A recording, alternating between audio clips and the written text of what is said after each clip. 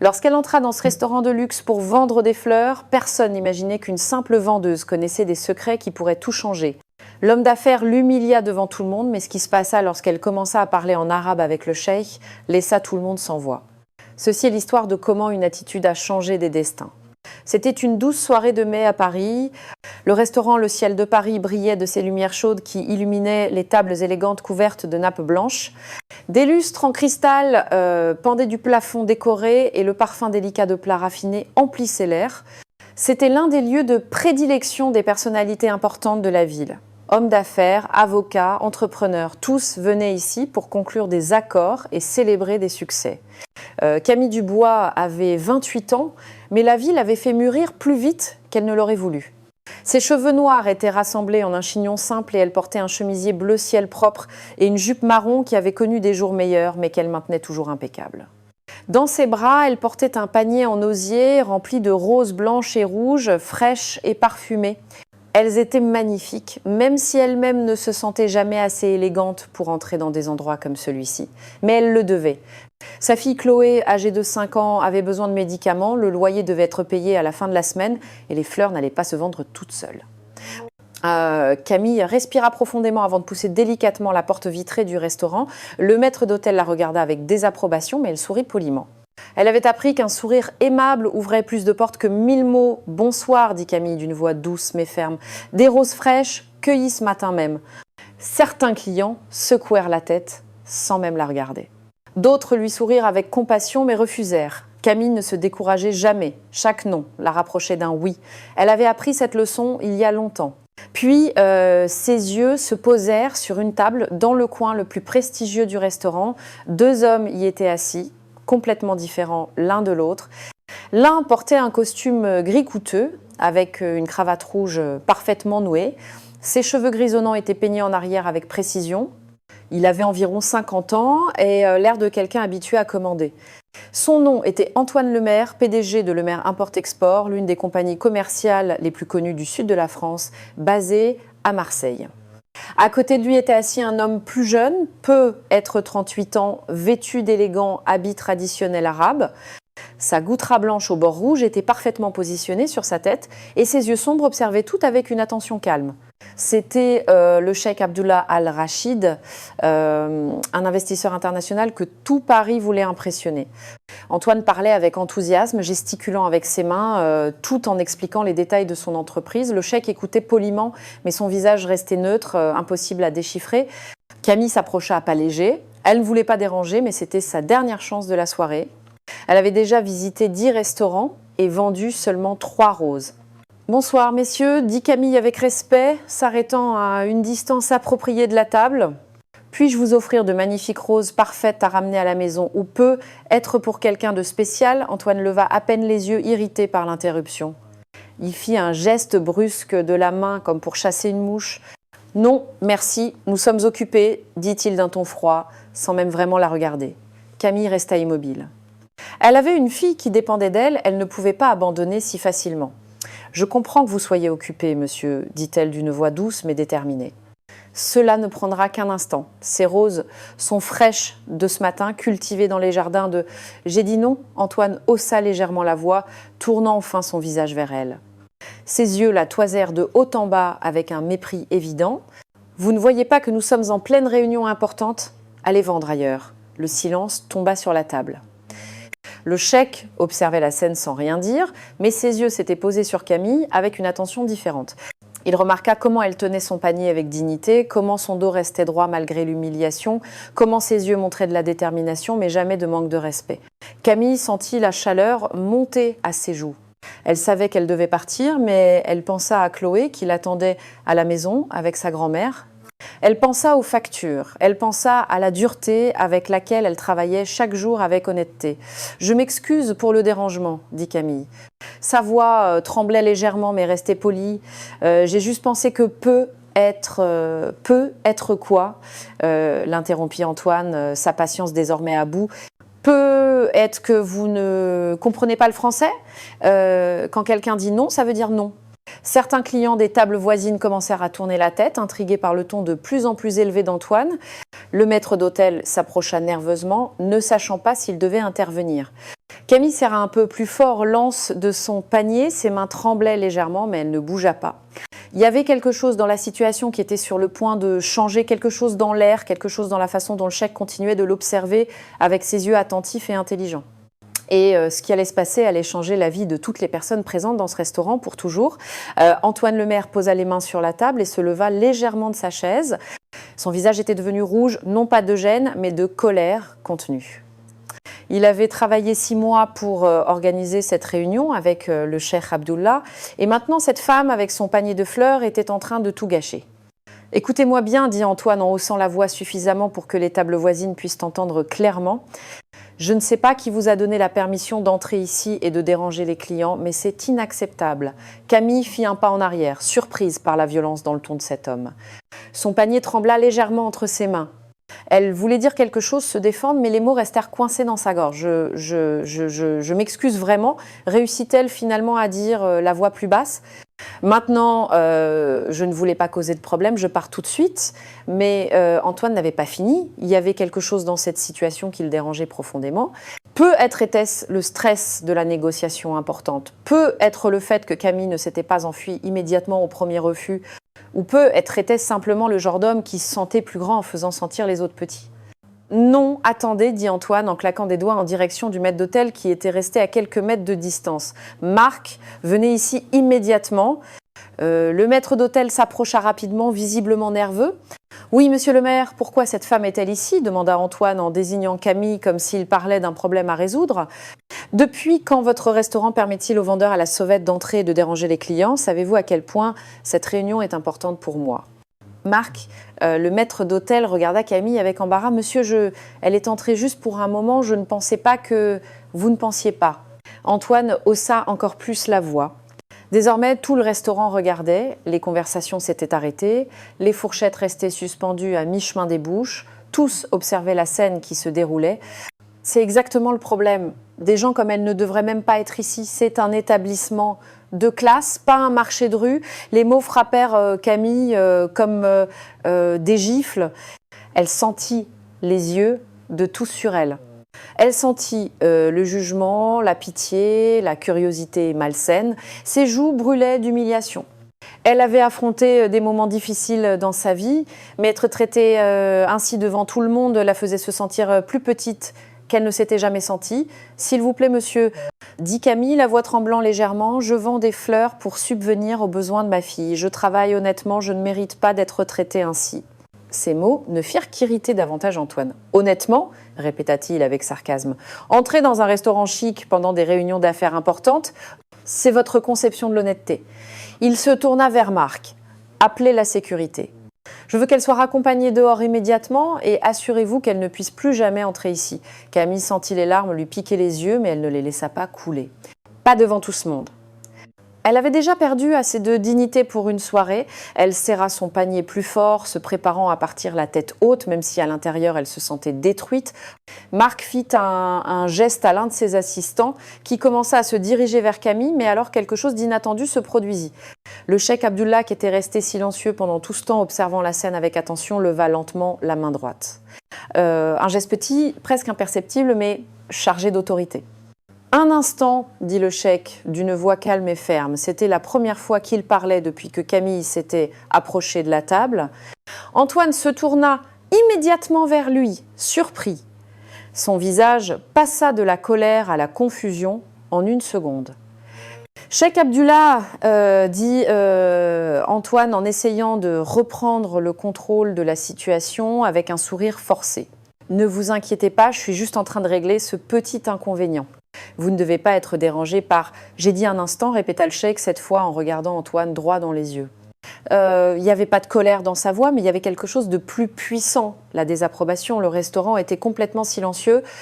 Maintenant, même les serveurs s'étaient arrêtés. Tout le monde attendait de voir ce qui allait se passer ensuite. Le cheikh déplaça son regard sur Camille. Ses yeux étaient doux, curieux. Il y avait du respect dans sa façon de la regarder, quelque chose que Camille n'avait pas vu dans les yeux d'Antoine, pas même une seconde. « Madame, dit le cheikh en français avec un léger accent, s'il vous plaît, ne partez pas encore, j'aimerais voir vos fleurs. » Camille resta immobile, ne sachant pas si elle avait bien compris. Antoine était devenu pâle. Camille regarda le cheikh Abdullah, puis son panier de fleurs, puis de nouveau le cheikh. Son cœur battait fort dans sa poitrine. Elle ne comprenait pas ce qui se passait, mais elle sentait que quelque chose avait changé dans l'atmosphère du restaurant. Bien sûr, monsieur, dit Camille d'une voix hésitante, faisant un petit pas vers la table. Antoine ouvrit la bouche pour protester, mais les mots moururent sur ses lèvres. Il ne pouvait pas contredire son investisseur potentiel, pas à ce moment crucial.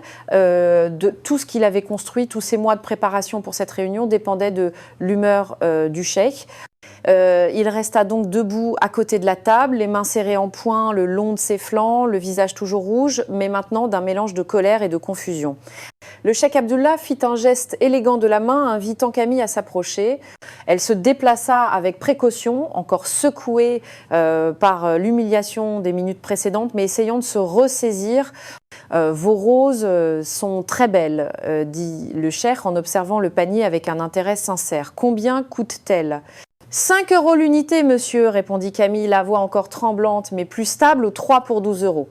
Le cheikh hocha la tête, pensif, puis prit délicatement une rose blanche du panier, l'examinant avec soin.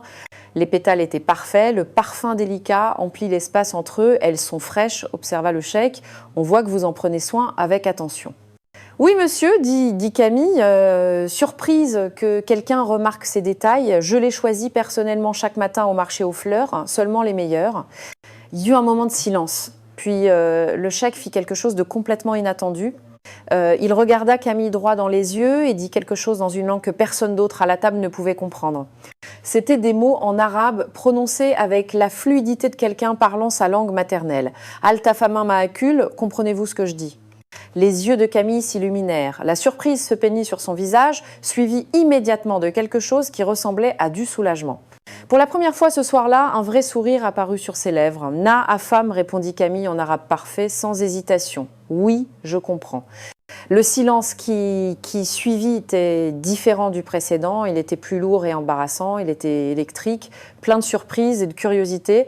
Antoine regardait alternativement le cheikh et Camille complètement perdus. Les clients des tables voisines se penchaient légèrement en avant, essayant de comprendre ce qui se passait. Le cheikh sourit ouvertement pour la première fois de la soirée. Ses yeux brillaient d'un intérêt sincère. « Enata lamti al arabiya » demanda-t-il. « Où avez-vous appris l'arabe » « Filubnan » répondit Camille, sa voix maintenant plus forte, plus assurée. « J'ai vécu au Liban pendant 3 ans. » I was Marc, le maître d'hôtel, était complètement immobile, ne sachant s'il devait encore appeler la sécurité ou non. L'assistant qui s'était approché pour escorter Camille dehors s'était arrêté à mi-chemin, confus. Antoine ne pouvait plus rester silencieux. « Excusez-moi, cheikh Abdullah, dit-il d'une voix tendue, essayant de maintenir un ton poli. Je ne comprends pas ce qui se passe. Si vous préférez, nous pouvons continuer notre discussion. » Le cheikh leva à nouveau la main sans détourner le regard de Camille. Un instant, monsieur le maire, dit-il en français, mais le ton ne laissait aucune place à la discussion. Il se tourna de nouveau vers Camille en français, cette fois pour que les autres puissent comprendre. « Vous avez vécu au Liban ?»« Oui, monsieur, répondit Camille, passant naturellement au français. Mon mari y travaillait comme ingénieur. Nous avons déménagé quand nous nous sommes mariés. J'ai appris l'arabe parce que je voulais comprendre la culture, parler avec nos voisins, me faire des amis. C'était une très belle période de ma vie. Et votre mari ? Demanda le cheikh avec délicatesse. Camille baissa brièvement le regard. Il est décédé il y a 2 ans. Un accident, je suis revenue à Paris avec notre fille et depuis, je fais ce que je peux pour m'en sortir. Le cheikh hocha la tête avec respect. Il y avait de la compréhension dans ses yeux. Le genre de compréhension qui ne vient que de ceux qui ont connu la perte. « Votre arabe est excellent, dit le cheikh. La prononciation est parfaite. Peu d'étrangers parlent notre langue aussi bien. » Camille rougit légèrement au compliment. « Merci, monsieur. J'ai eu de très bons professeurs et des amis merveilleux qui m'ont accueilli comme l'une des leurs. » Antoine était devenu d'un rouge encore plus sombre. Il sentait que la situation lui échappait complètement. Le cheikh Abdullah s'adossa légèrement au dossier de sa chaise, étudiant Camille avec un intérêt renouvelé. Il y avait quelque chose chez cette femme qui allait au-delà de la simple connaissance de la langue arabe.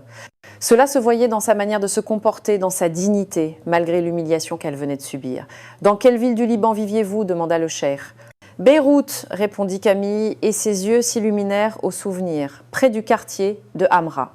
Nous avions un petit appartement avec vue sur la mer. Mon mari travaillait pour une société d'ingénierie appelée le groupe de construction méditerranéen. Moi, je donnais des cours de français aux enfants du quartier. Le cheikh haussa les sourcils, surpris. Groupe de construction méditerranéen. Je connais cette compagnie. Ils ont fait un excellent travail sur plusieurs projets d'infrastructure. Oui, dit Camille avec un sourire spontané. Mon mari, Paul, était très fier de son travail. Il a contribué à la construction d'un pont important près de Tripoli. Le pont Al-Nour, demanda le cheikh, inclinant la tête. Camille hocha la tête avec enthousiasme. Exactement. Vous le connaissez ? Bien sûr, dit le cheikh avec un sourire chaleureux. J'ai des amis qui ont travaillé sur ce projet. C'est un ouvrage impressionnant. Antoine regardait l'échange avec un malaise croissant. Chaque seconde qui passait, il sentait le contrôle de la situation, lui glisser des mains. Sa réunion importante, celle qui aurait dû changer l'avenir de son entreprise, s'était transformée en une conversation entre le cheikh et une vendeuse de fleurs. Cheikh Abdullah, tenta-t-il de nouveau en forçant un sourire. Peut-être devrions-nous revenir aux détails du contrat, nous avons encore plusieurs points après, dit le cheikh, sans même le regarder. Son ton était poli mais définitif. Il se tourna de nouveau vers Camille. « Et votre fille, quel âge a-t-elle » « 5 ans, répondit Camille, et son visage s'adoucit immédiatement. « Elle s'appelle Chloé, c'est ma vie. Quand Paul est mort, elle était si petite. J'avais 2 choix, abandonner ou devenir plus forte pour elle. J'ai choisi d'être forte. » « Cela se voit, dit le cheikh avec un respect sincère.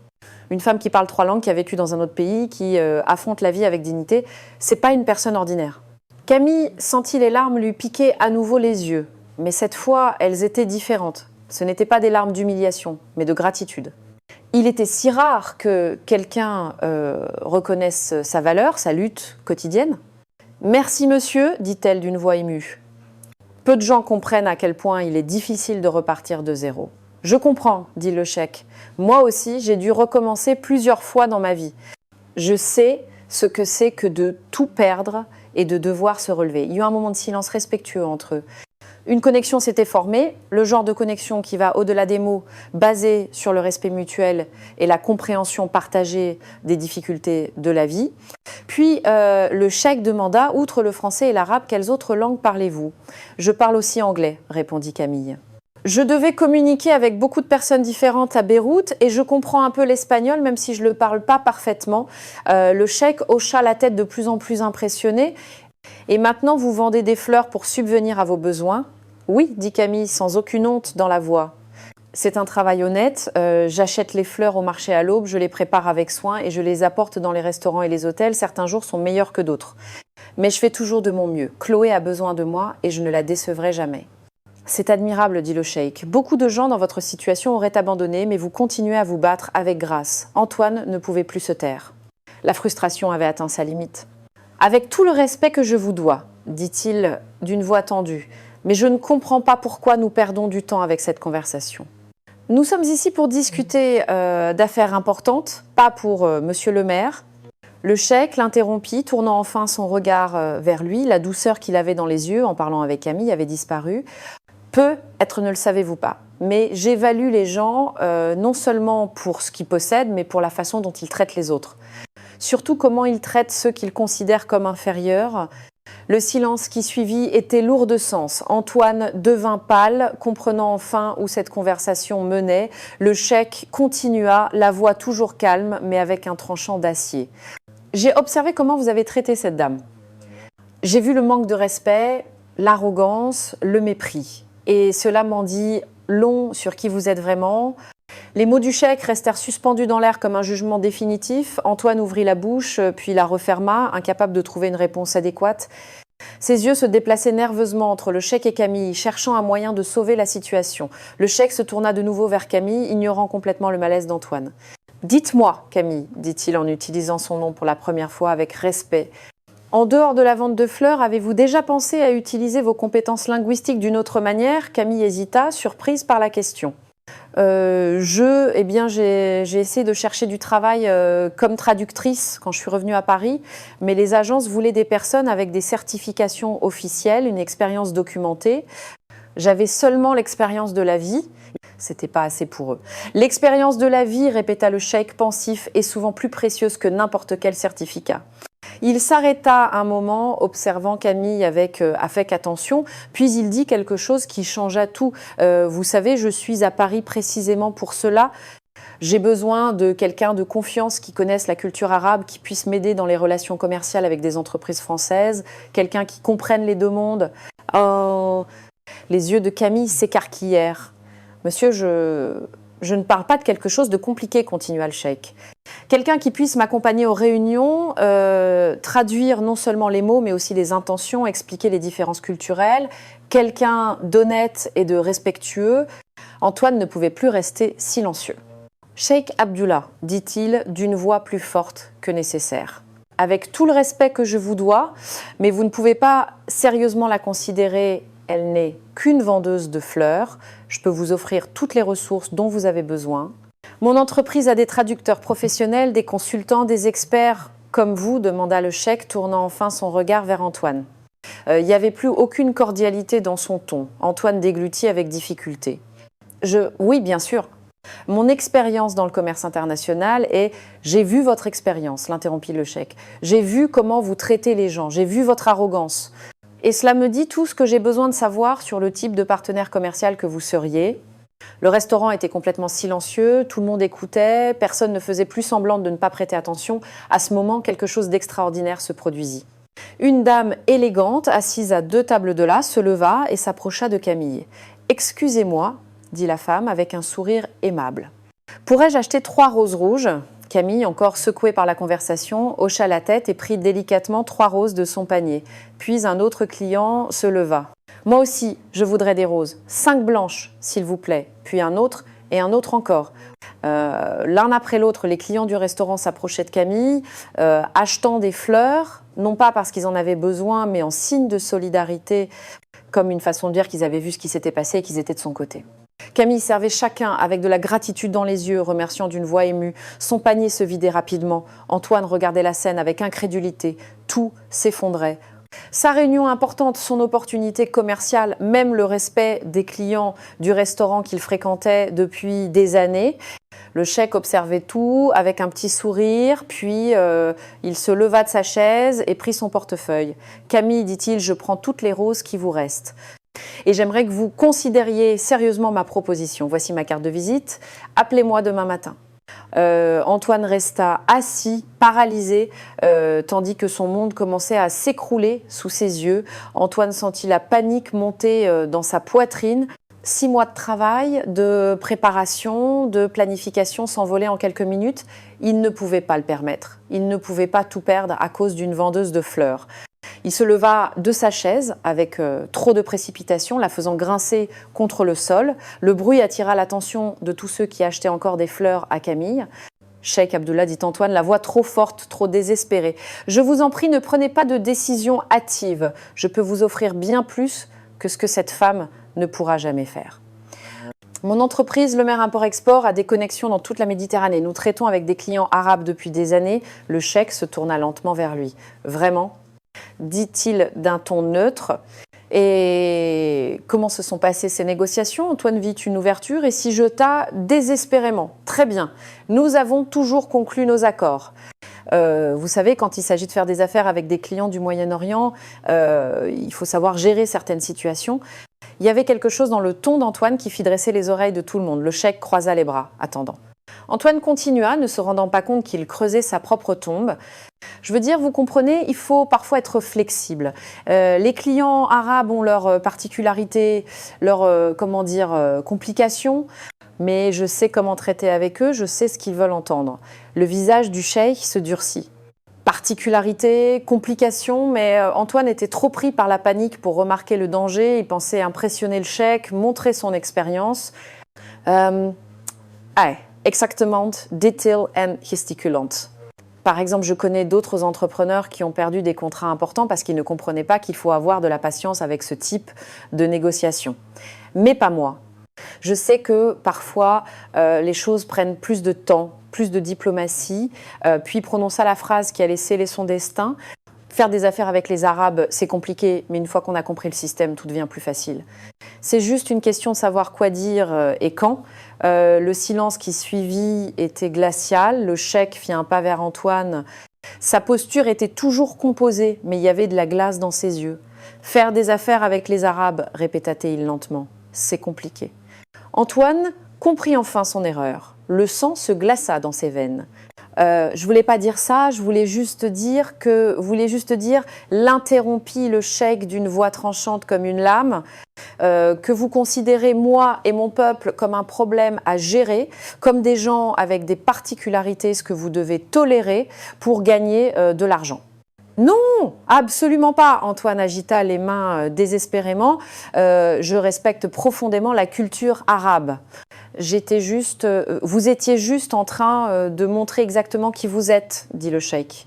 Un homme qui voit les autres comme des obstacles ou des outils, jamais comme des égaux. Il se tourna vers Camille, qui avait tout observé avec des yeux écarquillés, serrant toujours son panier presque vide. Camille a vécu dans un pays arabe. Elle a appris la langue, non pas parce qu'elle le devait, mais parce qu'elle le voulait. Elle a respecté la culture, elle s'est fait de vrais amis. C'est la différence entre le respect sincère et le calcul commercial. Antoine ouvrit la bouche pour protester encore, mais le cheikh leva la main. « Monsieur le maire, cette réunion est terminée. Je ne ferai jamais affaire avec vous. Jamais. » Les mots tombèrent comme des pierres, définitifs, irrévocables. Antoine resta immobile, le visage maintenant complètement blanc. Tous ses plans, toutes ses ambitions, tout s'effondrait. Marc, le maître d'hôtel, s'approcha nerveusement. « Monsieur le maire, peu. Être serait-il préférable ?» Mais Antoine n'écoutait plus. Il regardait le cheikh avec des yeux désespérés, puis Camille, puis de nouveau le cheikh, cherchant quelque chose, n'importe quoi qui pourrait sauver la situation. Mais il n'y avait rien, il avait tout perdu. Et le pire, c'est qu'il savait que c'était de sa faute. Le cheikh Abdullah se tourna complètement vers Camille, laissant Antoine debout, seul, isolé dans son échec. Il prit la carte de visite qu'il avait mentionnée plus tôt et la tint entre ses mains un moment, comme s'il considérait quelque chose d'important. « Camille, dit-il d'une voix calme mais sérieuse, je veux vous faire une proposition. Concrète, ce ne sont pas des paroles en l'air. Je parle d'un vrai travail. » Camille sentit son cœur s'accélérer. Elle regarda le cheikh, puis son panier presque vide, puis de nouveau, lui. Monsieur, je suis honorée, mais je ne sais pas si je suis qualifiée pour... Laissez-moi juger des qualifications, dit le cheikh avec un petit sourire. Vous parlez 3 langues. Vous connaissez la culture arabe de l'intérieur, pas dans les livres. Vous avez vécu à Beyrouth, vous y avez des amis. Et surtout, vous avez démontré quelque chose qu'aucun certificat ne peut prouver. Vous avez du caractère. Il prit une des serviettes blanches de la table et y écrivit quelque chose avec un stylo élégant, puis il l'attendit à Camille. « Voici ce que je peux vous offrir comme salaire mensuel pour commencer. Vous m'accompagneriez aux réunions ici à Paris, vous traduiriez les conversations, vous m'aideriez à comprendre les nuances culturelles. 3 jours par semaine pour commencer, afin que vous puissiez encore vous occuper de votre fille. » Camille regarda le chiffre écrit sur la serviette. Ses yeux se remplirent immédiatement de larmes. C'était plus que ce qu'elle gagnait en 2 mois en vendant des fleurs. C'était une vie différente. C'était l'espoir. Sa voix trembla. Je ne sais pas quoi dire. Avant qu'elle ne puisse continuer, Antoine explosa. Le désespoir avait laissé place à la colère. C'est absurde, cria-t-il, attirant de nouveau l'attention de tout le restaurant. Vous ne pouvez pas être sérieux. Cette femme n'a aucune expérience professionnelle, aucune référence. C'est une vendeuse à la sauvette. Le cheikh le regarda froidement. « Et vous, monsieur le maire, vous êtes un homme qui juge les gens sur leur travail actuel plutôt que sur leur potentiel. C'est exactement la raison pour laquelle je ne ferai jamais affaire avec vous. » Il se tourna de nouveau vers Camille, ignorant complètement Antoine. « Vous n'avez pas à décider maintenant. Prenez cette carte, réfléchissez-y cette nuit, parlez-en à votre fille et si vous décidez d'accepter, appelez-moi demain matin. » Camille prit la carte avec des mains tremblantes. « Monsieur, merci. Je ne sais pas comment vous remercier assez. »« Ne me remerciez pas encore, » dit le cheikh avec gentillesse. « Ce sera un vrai travail. Je devrais compter sur vous, mais je crois que vous serez à la hauteur. » Antoine fit une dernière tentative désespérée. Il s'approcha du cheikh, les mains jointes presque en prière. « Cheikh Abdullah, je vous en prie, donnez-moi au moins la chance de m'expliquer. Je peux prouver que mon entreprise est le meilleur choix. Nous avons des contrats, des références internationales. Monsieur le maire, dit le cheikh, la voix maintenant plus douce mais toujours ferme. Vous avez eu votre chance. Vous l'avez eue dès l'instant où nous nous sommes assis à cette table. Et vous l'avez gaspillée par manque de respect, par arrogance et par préjugés. Aucun contrat ne peut effacer ce que j'ai vu ce soir. Marc, le maître d'hôtel, trouva enfin le courage d'intervenir. Il s'approcha d'Antoine et murmura « Monsieur, serait-il préférable que c'est bon ?» dit Antoine d'une voix vide. Il semblait avoir vieilli de 10 ans en quelques minutes. Ses épaules étaient courbées, son visage gris, c'est bon. Il se tourna pour partir, mais avant il lança un dernier regard à Camille. C'était plus un regard de mépris, c'était quelque chose de pire. C'était du ressentiment mêlé à la conscience amère qu'elle avait gagnée, non par chance, mais par mérite. Camille le regarda partir. Elle ne ressentait aucune joie de son échec, seulement une profonde tristesse pour la façon dont tout s'était déroulé. Elle n'avait jamais voulu humilier personne. Elle voulait juste vendre ses fleurs et rentrer chez elle auprès de sa fille. Mais le destin avait d'autres plans pour elle ce soir-là. Camille resta immobile au centre du restaurant, serrant la carte de visite du cheikh comme l'objet le plus précieux au monde. Son panier était vide, toutes ses fleurs avaient été vendues, mais ce n'était pas ce qui la faisait trembler, c'était la peur d'espérer. « Monsieur, dit Camille d'une voix hésitante, je suis honorée par votre offre, mais je dois être honnête avec vous. J'ai jamais travaillé dans un environnement formel, je n'ai pas de diplôme universitaire.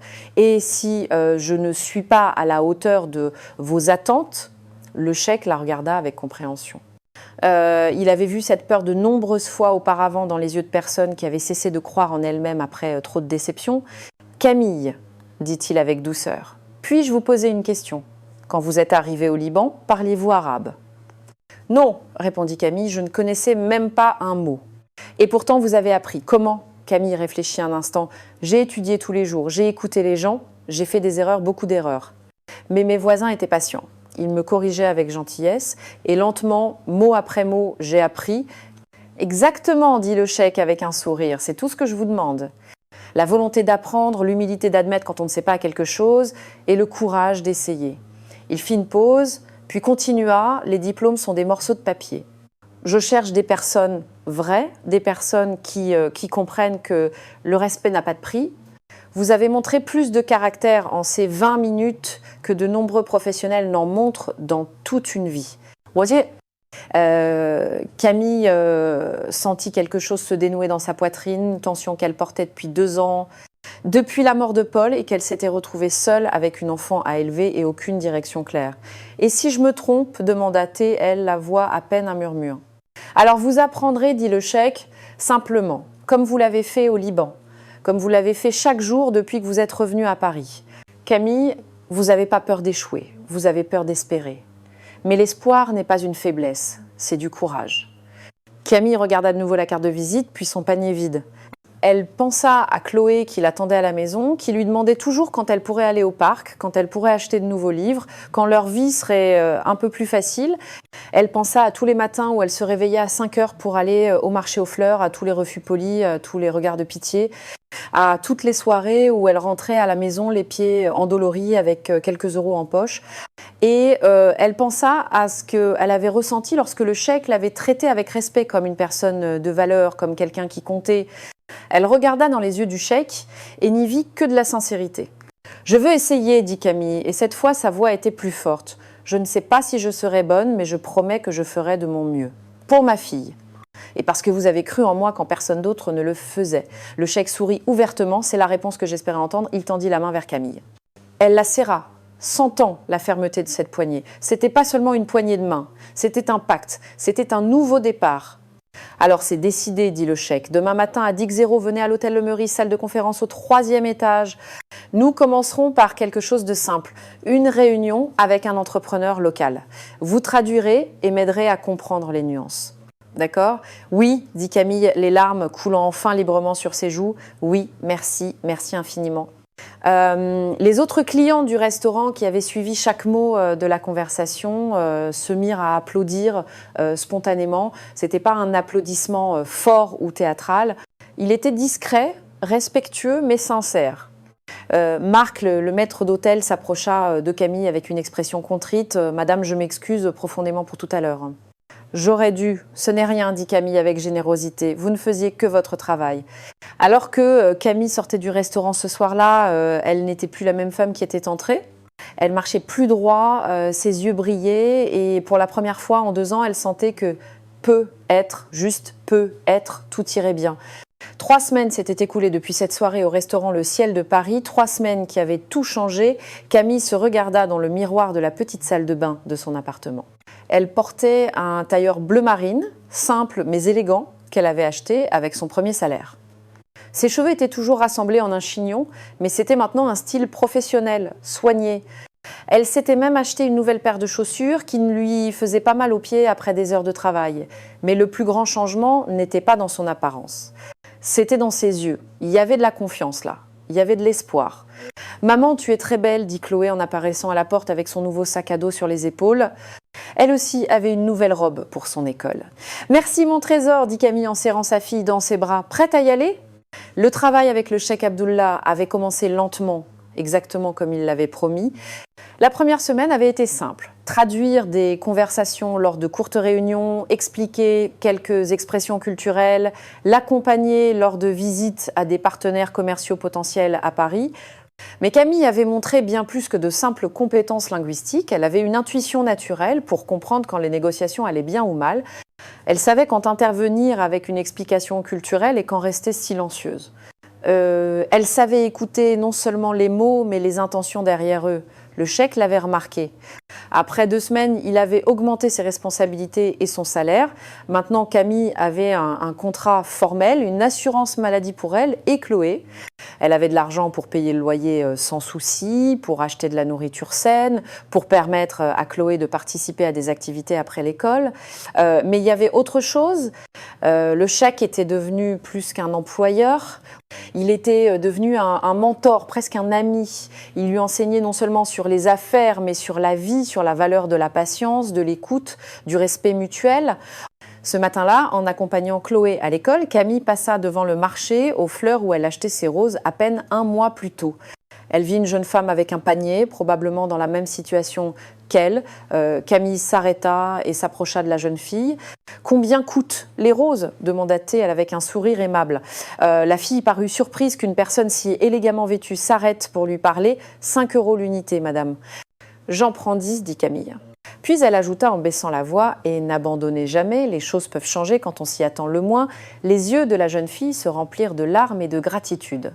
Plus tard dans la journée, Camille se trouvait dans une salle de réunion de l'hôtel Meurice, assise à côté du cheikh, pendant qu'il négociait avec un groupe d'entrepreneurs parisiens. Elle traduisait avec assurance, expliquait les nuances culturelles, facilitait la compréhension entre les parties. Les hommes d'affaires la traitaient avec respect. Personne ne la regardait plus de haut. Pendant ce temps, dans une autre partie de la ville, Antoine Lemaire était assis, seul dans son bureau. La nouvelle de ce qui s'était passé au restaurant s'était répandue rapidement dans le monde des affaires parisien. Les histoires s'amplifient toujours, mais même la version la plus simple était suffisante. Il avait humilié une femme pauvre et perdu un investisseur millionnaire dans le processus. D'autres partenaires potentiels avaient commencé à reconsidérer leur relation avec lui, non pas parce qu'ils le détestaient, mais parce qu'ils s'étaient demandé « S'il traite une vendeuse de fleurs comme ça, comment nous traitera-t-il quand les choses deviendront difficiles ?» Son entreprise n'avait pas fait faillite, mais sa réputation était endommagée. Et dans les affaires, la réputation est tout. Antoine regardait par la fenêtre de son bureau, réfléchissant à comment une soirée, un moment d'arrogance, avait changé le cours de sa vie et de celle de Camille, mais dans des directions complètement opposées. 2 mois après cette soirée au restaurant, Camille marchait dans les rues de Paris avec une mallette professionnelle sous le bras. C'était un samedi après-midi et elle venait de conclure une réunion importante qu'elle avait aidé à faciliter entre le cheikh Abdullah et un groupe d'investisseurs locaux. L'accord avait été signé. Grâce à sa traduction précise et à sa compréhension culturelle, les 2 parties avaient trouvé un terrain d'entente. Le cheikh l'avait félicitée personnellement, lui disant qu'elle était devenue indispensable à son travail en France. En marchant, elle se retrouva devant le restaurant Le Ciel de Paris. Elle s'arrêta, regardant l'entrée élégante, se souvenant de cette soirée qui avait tout changé. Sans trop réfléchir, elle entra. Marc, le maître d'hôtel, la reconnut immédiatement. Son visage s'illumina d'un sourire sincère. « Madame Dubois, quel plaisir de vous voir. Comment allez-vous » « Je vais bien, Marc, très bien, dit Camille avec un sourire chaleureux. Beaucoup de choses ont changé depuis cette soirée. Pour nous deux, dit Marc avec honnêteté. Cette soirée m'a appris à ne jamais juger les gens sur leur apparence. Vous méritiez le respect dès le début. » Camille remarqua une jeune femme près de l'entrée avec un panier de fleurs. Elle était nerveuse, hésitante, tout comme elle l'avait été. « Un instant, dit Camille à Marc. » Elle s'approcha de la vendeuse. « Combien coûtent les roses » demanda-t-elle. La jeune fille surprise répondit « 5 € l'unité, madame. »« Je prends toutes celles que vous avez, » dit Camille. Puis, tout en payant généreusement, elle ajouta à voix basse « Continuez à croire en vous, chaque porte à laquelle vous frappez vous rapproche de la bonne. » Les yeux de la jeune fille brillèrent d'espoir. Camille quitta le restaurant avec un énorme bouquet de fleurs. Elle les apporterait à la maison pour Chloé, qui avait maintenant une chambre décorée de ses dessins et de nouveaux livres. La vie de Camille n'était pas parfaite. Il y avait encore des défis, des moments difficiles, des jours où elle se sentait incertaine, mais elle avait appris quelque chose de fondamental. La valeur d'une personne ne dépend pas de son travail actuel, mais de son caractère, de sa dignité, de sa volonté de continuer malgré tout. Le cheikh Abdullah lui avait donné une opportunité, oui, mais c'était elle qui l'avait saisie. C'était elle qui avait travaillé dur, appris, prouvé sa valeur chaque jour. Et Antoine, Camille avait entendu dire que son entreprise fonctionnait toujours, mais avec moins de clients de prestige. Il avait appris une leçon coûteuse. À notre époque, la gentillesse et le respect ne sont pas facultatifs, ils sont essentiels. Alors que Camille rentrait chez elle cet après-midi-là, les fleurs dans les bras et le soleil chaud de Paris sur son visage, elle sourit. Non par vengeance, non par orgueil, mais parce que finalement, après tant de douleurs et de luttes, elle avait trouvé son chemin. Et tout avait commencé avec un simple panier de fleurs et le courage de ne jamais abandonner. Car à la fin, peu importe comment les autres nous voient, ce qui importe, c'est comment nous nous voyons nous-mêmes et comment nous traitons ceux que nous rencontrons en chemin.